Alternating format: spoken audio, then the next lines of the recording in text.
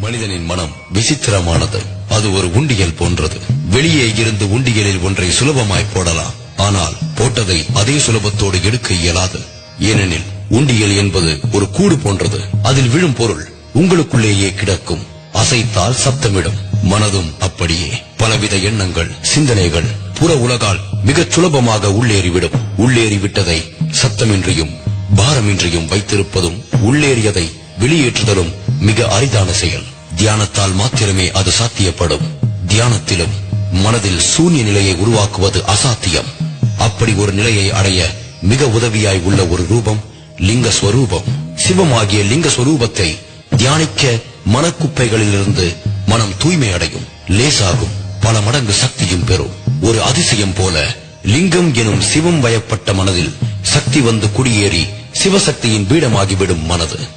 சிவசக்தி பீடமான மனதில்